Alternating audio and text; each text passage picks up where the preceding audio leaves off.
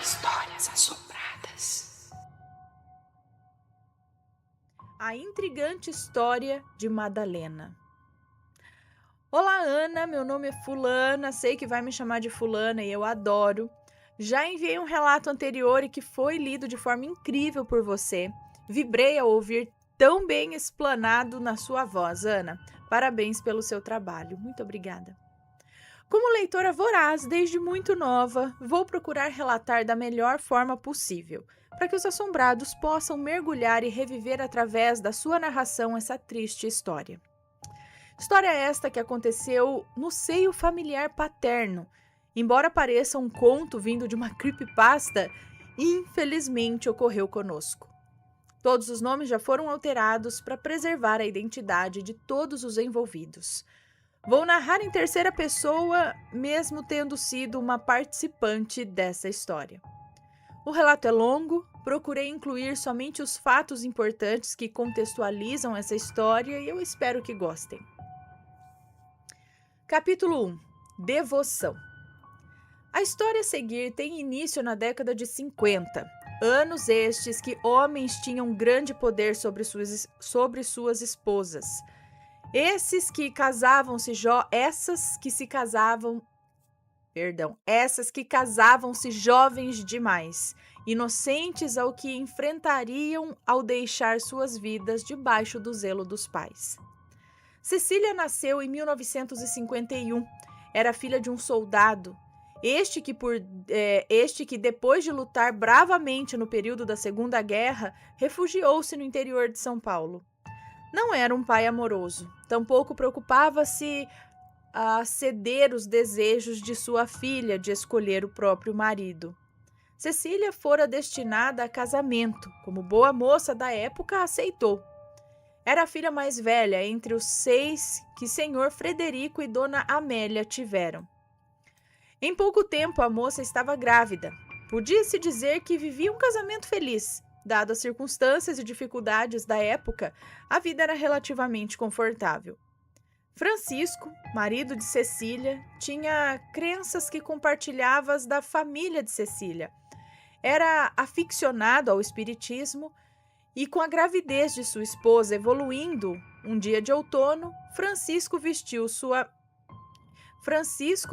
sua melhor roupa e comunicou que iria consultar o pai de santo sobre o nome da criança.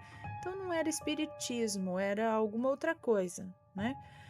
Cecília logo entristeceu-se na ânsia dos últimos dias de sua gestação. Já havia escolhido os nomes, caso fosse menino ou menina, Cecília logo entristeceu-se na ânsia dos últimos dias de sua gestação. Já havia escolhido os nomes, caso fosse menino ou menina.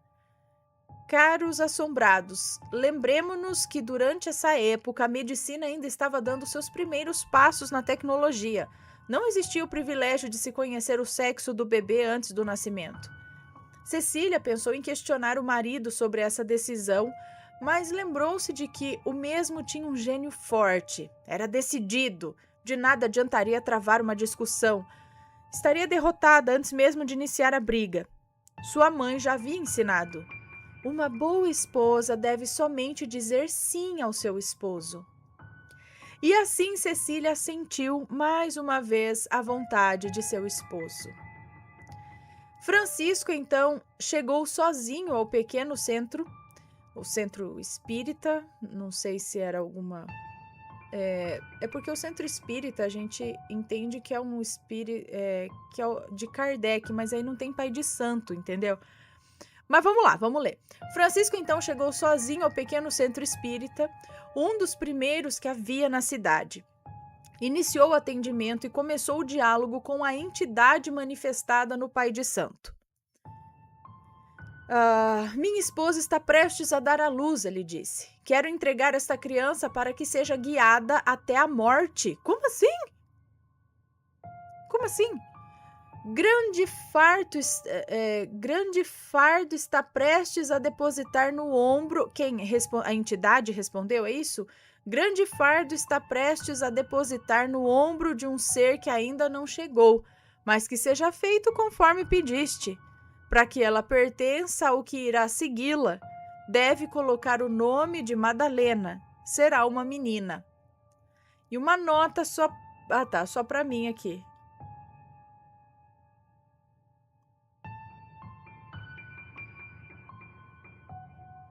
Ok. Bom, é que uma nota só para mim aqui. Bom, Francisco foi para casa e comunicou Cecília, então, que o bebê que gerava no ventre era uma menina e o nome que a mesma teria, a princípio, comunicou. Francisco foi para casa e comunicou Cecília, então, o que o bebê que gerava no ventre. Peraí, gente. Olá, Francisco foi para casa e comunicou Cecília que o bebê que ela gerava era uma menina. E o nome que ela teria também comunicou a ela, o nome que ela teria. A princípio, a mulher não acreditou. Depois, ao ver o nome que a entidade exigiu que colocasse, entristeceu-se, pois não era isso que ela desejava à sua filha. Sem escolha, mais uma vez, aceitou. Eu só não entendi. O Francisco, pai da criança, foi lá e falou: minha esposa está prestes a dar à luz e eu quero entregar essa criança para que seja guiada até a morte? Ah, entendi. Ele queria que essa criança fosse guiada pela entidade até até quando ela morresse. É isso? Então, para que ela sempre fosse guiada pela entidade. Acredito que é isso, então. Aí falou, tá, Mas aí a entidade respondeu: o grande fardo está prestes a depositar no ombro de um ser que ainda nem chegou, da criança. Mas seja feito conforme pedir, e para que ela pertença à entidade que vai guiá-la, que vai segui-la, tinha que colocar nela o nome tal. O nome Madalena, né? Todos os nomes são fictícios.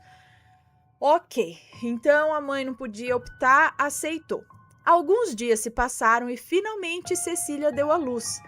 Não se espantou ao ver que era uma linda menina. Pele branca, cabelos finos e negros, olhos tão brilhantes quanto escuros. Madalena cresceu em uma casa comum. Logo vieram outras 2 irmãs. Seus pais eram de certa maneira amorosos. Nada atípico ocorria. A garotinha, tão cheia de vida, teve uma infância alegre. Alguns eventos raros faziam com que seus pais se entreolhassem em silêncio, como a menina falar sozinha, dizer que via pessoas andando pela casa, mas até então os pais acreditavam que isso era coisa de criança. Francisco, em seu íntimo, sabia que não. Até que na adolescência, os eventos estranhos se agravaram e se intensificaram. A garota, que antes era agradável, feliz, comunicativa, começou a calar-se. Vivia trancada em seu quarto e, ao ser questionada pelos pais e pelas irmãs se algo estava acontecendo, ela respondia friamente: prefiro ficar sozinha, minha cabeça dói, tá tudo muito barulhento. Chegou finalmente a hora de Madalena conhecer seu companheiro oculto, que a acompanhara desde o dia de seu primeiro suspiro. Que hora que chegou o momento dela conhecer? Bom, Madalena cresceu, tornou-se uma jovem bela... Mas peraí, ela conheceu? Chegou a hora? Chegara finalmente a hora de Madalena conhecer o seu companheiro oculto, que acompanhou. Bom, Madalena cresceu, tornou-se uma jovem bela, corpo curvilíneo, cabelos encaracolados e negros. Era realmente linda, porém nunca interessava-se por ninguém. Dizia que os homens a temiam e revelou aos pais o que eles já sabiam. Um homem a acompanhava e dizia em seu ouvido tudo o que deveria fazer, como agir, o que dizer. Francisco, em particular, sentiu-se satisfeito, pensando ter feito a escolha certa ao entregar a filha à entidade. Sentiu que sua devoção atingira tal ápice de entrega que a entidade estaria satisfeita por esse sacrifício paterno. Sem conseguir esconder, Madalena dialogava com o ser como se o mesmo estivesse presente, o que realmente afastava qualquer pretendente. Assustava os membros da família. Todos achavam que ela sofria de algo mental. Capítulo 2. A manifestação. Quando Madalena tinha 34 anos, continuava linda, porém visivelmente triste. Tinha em seus olhos negros o semblante de alguém trancafiado. Nesse dia acontecia um aniversário de sua bisavó. Aos cantos ouvia-se o burburinho sobre Madalena. Duas tias cochichavam enquanto bebericavam o seu café. Ela nunca namorou ninguém com essa idade. Como poderia? Ela fala sozinha, deve ser doida. As mulheres fofocando.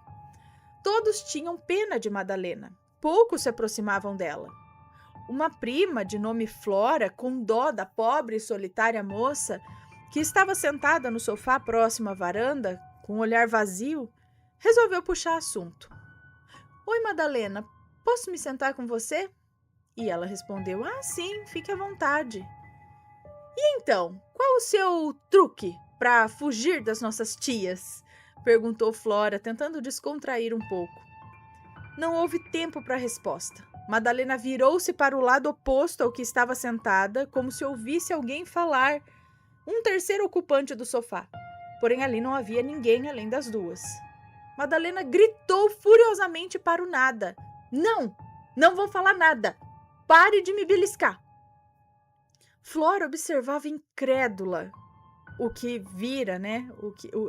Flora observava incrédula o que viria a seguir. Uma cena tão pavorosa quanto peculiar. Madalena, que usava um rabo de cavalo bem preso, quando a ponta de seu cabelo, que antes descansava em suas costas, suspendeu-se no ar e com um puxão forte sua cabeça foi para trás, como se alguém tivesse puxado. Mas como? Madalena levantou-se histérica, batendo-se, e saiu. 6 anos depois desse ocorrido, Luísa recebeu um telefonema. Quem é Luísa? Era a prima? Eu me perdi. Era uma prima... Não, era a Flora que estava falando com ela. Não sei quem é Luísa, mas vamos lá. 6 anos depois desse ocorrido, Luísa recebeu um telefonema. Era Cecília, sua tia, aos prantos. Disse que Madalena estava com algum problema na válvula do coração. Estava internada já fazia uma semana. Pediu, meio acanhada, se Luzia poderia comparecer ao hospital para cortar as unhas de Madalena, pois Cecília já não enxergava bem devido à idade. Luísa estranhou o pedido de Cecília. Ambas não tinham um relacionamento estreito para tal pedido, mas resolveu ajudar. Era uma quarta-feira quente. Luísa dirigiu-se ao hospital municipal e, ao entrar no quarto, deparou-se com Madalena, sentada numa poltrona, tão inchada que não conseguia juntar os seus braços e pernas. Assemelhava-se a uma cruz, de braços abertos na poltrona. Luísa tentou esconder o choque, forçou um sorriso acolhedor e em seu íntimo perguntava-se como uma mulher tão linda, jovem, saudável, em pouco tempo ficou numa situação como aquela.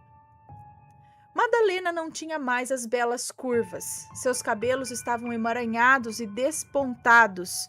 Seus olhos, de tão grandes, exalavam desespero. Luísa respirou fundo, posicionou-se na pequena escada de 3 degraus que ficava aos pés da maca. Munida de seu cortador de unhas, havia levado também um pequeno vidro de esmalte a fim de dar à moça um pouco de ânimo. Encaixou-se próximo ao pé de Madalena e começou a cortar as longas unhas. Antes que pudesse finalizar uma das mãos, a moça subitamente inclinou-se para trás, jogando a cabeça. E na mesma velocidade voltou-se para frente, ficando com seu rosto quase colado ao de Luísa e encarando-a. Quase colado ao de Luísa e encarando ela. Luísa estremeceu, olhando para Madalena, e não a reconheceu. O semblante havia mudado.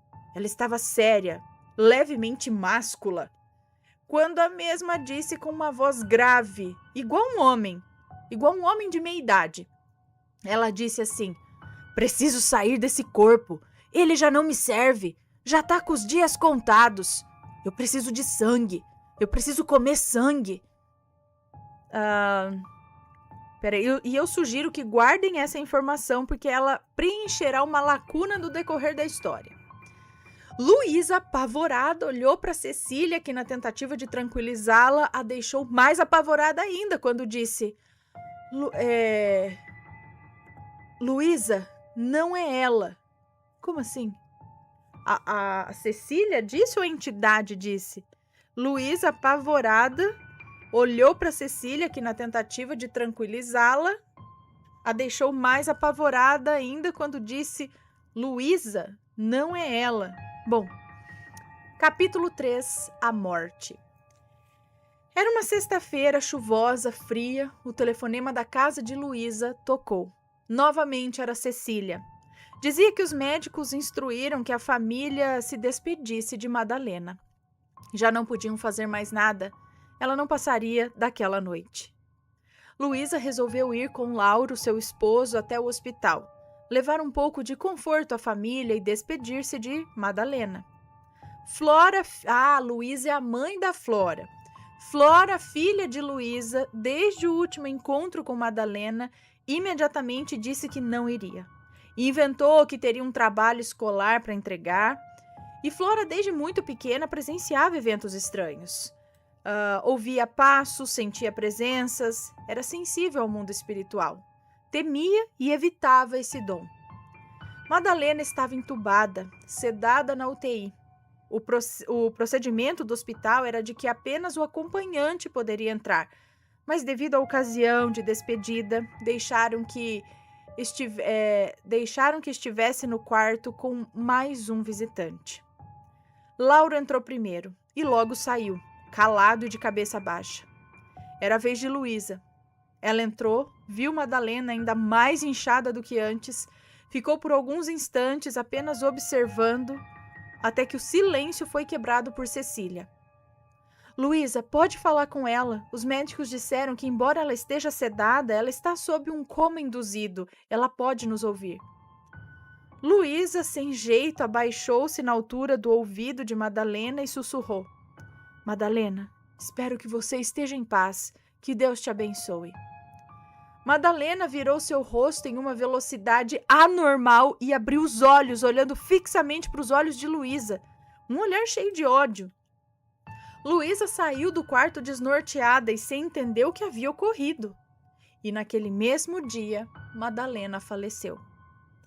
Luísa e Lauro insistiram para que Flora os acompanhasse ao enterro, mas ela explicou que estava estranhamente com um sentimento ruim.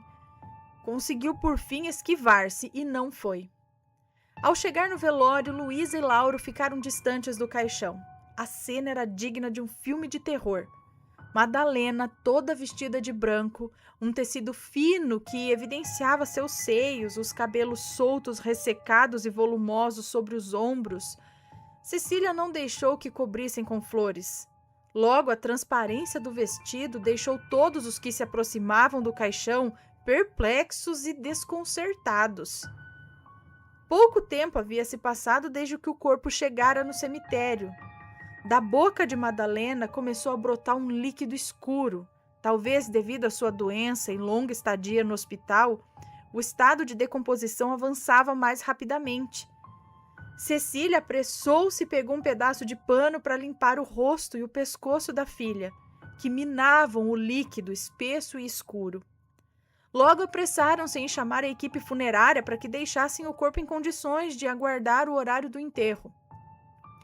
Todos saíram da pequena sala, deixando apenas um senhor e sua ajudante para realizar o procedimento. Lauro, que aguardava do lado de fora da portaria, foi chamado pelo senhor, que disse: "O senhor é familiar dela?"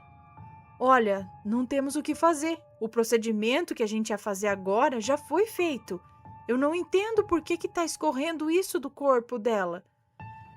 Ela vai ter que ser enterrada imediatamente, ou vocês deverão fechar o caixão." E Lauro disse: "Mas ainda temos alguns parentes próximos para chegar." E o senhor respondeu: "Bom, Então vamos deixar uma caixinha com gaze e vocês se responsabilizem por mantê-la seca e limpa. Imaginem vocês, assombrados, uma verdadeira cena de horror americano. Um cadáver de vestido branco e transparente, expelindo um líquido grosso de cor de tinta. E a mãe da Cecília com a ponta dos dedos encharcados de vermelho na tentativa desastrosa de conter aquele vazamento do corpo de sua filha. Seguiu seu enterro. Luísa e Lauro voltaram para casa. Alice encerrava a triste história de uma pobre mulher que teve a vida encerrada, certo? Lamento desapontá-los, assombrados. Madalena havia morrido, mas o ser que a acompanhava não foi com ela para a cova funda e escura. Luísa e sua família fariam essa descoberta da pior forma possível. Capítulo 4 – O Exorcismo. Luísa e sua família eram felizes. Viviam numa casa simples, ela, seu esposo e suas 2 filhas, Flora e Alice. Tinham uma vida pacata, trabalhavam, iam à igreja, tinham a fé no cristianismo. Aos poucos, a rotina tranquila começou a ruir. Pequenas brigas e desentendimentos passaram a fazer parte do cotidiano. Flora e Alice, que eram sensíveis ao sobrenatural, começaram a ouvir passos à noite. Vozes que as chamavam, calafrios e sensação de medo eram constantes. Seus pais, Luísa e Lauro, que antes tinham raras discussões, agora tinham brigas acaloradas, cheias de ofensas e palavras de baixo calão. A casa que antes tinha paz agora transformou-se em um antro de guerra. Flora, numa noite, acordou sentindo que alguém acariciava sua perna. De repente, sentiu um peso afundar seu colchão. Pensou ser sua irmã, Alice, que dormia na cama ao lado. Mas qual não foi seu terror ao abrir os olhos e ver que sua irmã dormia tranquilamente ao seu lado? Não teve coragem de olhar para ver quem era o ser que a apalpava. No outro dia, pensou em perguntar aos seus pais se havia acordado à noite, ou se eles tinham acordado à noite, né? Mas lembrou-se que a casa toda estava apagada. Isso não era compatível com os hábitos de beber água de seus pais, que, ao levantarem, acendiam as luzes. Pesadelos eram recorrentes. Flora sonhava todas as noites com um velho, grotesco, que andava à noite pela casa e se escondia na sala e no quintal da casa. Relatava a seu pai, Lauro, que dizia que Flora deveria orar mais. Embora seguisse a orientação do pai, não resolvia. Por vezes, piorava. Flora começou a ter paralisia do sono, depressão e não entendia. Embora fossem à igreja toda semana, nada era revelado, nada era explicado.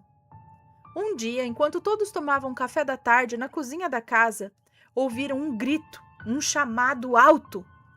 Lauro apressou-se em atender o chamado, certamente não estava preparado para o que iria presenciar. Ao chegar no portão, reconheceu o homem parado. Era Roberto, um conhecido da igreja. Estava visivelmente transtornado, os olhos arregalados, as mãos trêmulas. Lauro questionou o que havia acontecido. Roberto respondeu com a voz embargada.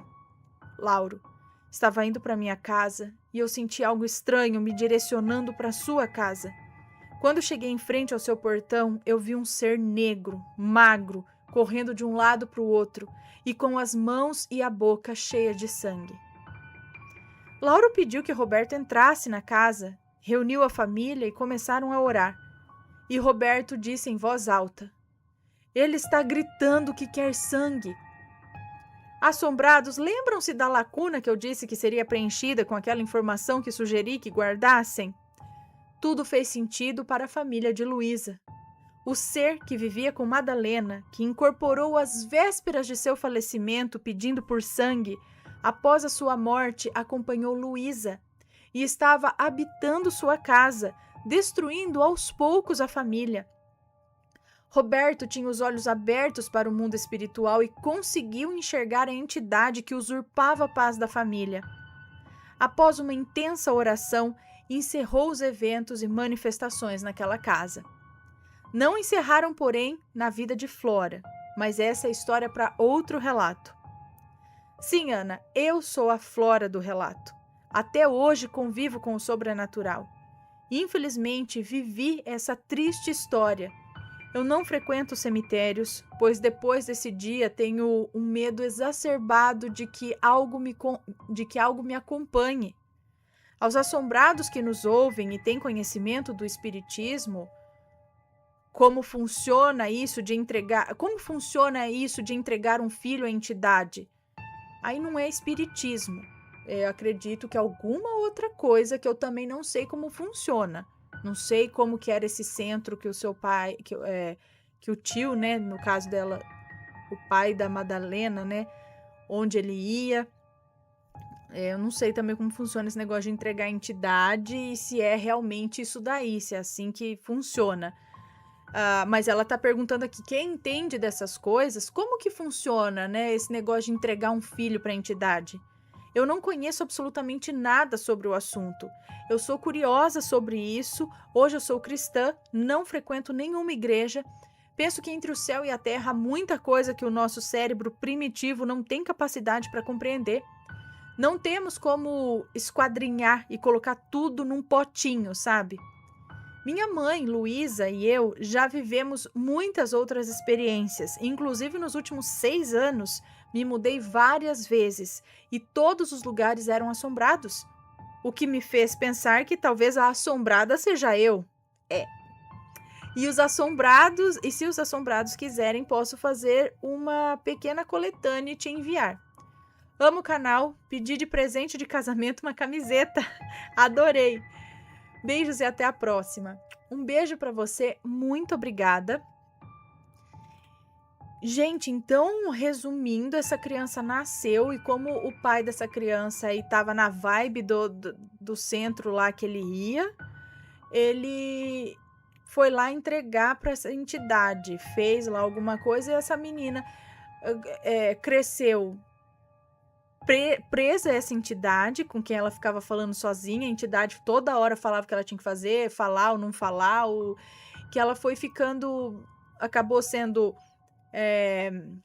taxada de louca, não conseguindo ninguém, não firmando namoro, casamento com ninguém, e chegou um momento que ela ficou tipo super inchada e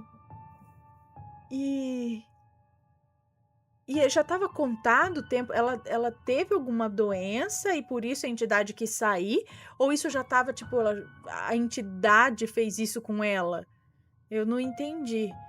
Mas aí passou dela e começou a acompanhar a Luísa. E a Flora, que é a moça que nos conta o relato, sendo sensível, também percebia tudo isso. Gente... Eu não sei também, quem souber mais a respeito disso, conta aí pra gente nos comentários. E se for comentar, que seja com respeito, por favor, ok? Se já aconteceu algo parecido com vocês, tem uma história desse tipo, manda o relato pra gente. E aí, tá gostando dos relatos? Então o que você acha de deixar um like aí no vídeo, hein? Gosta dos relatos? Deixa o seu like, mesmo que seja nos cortes.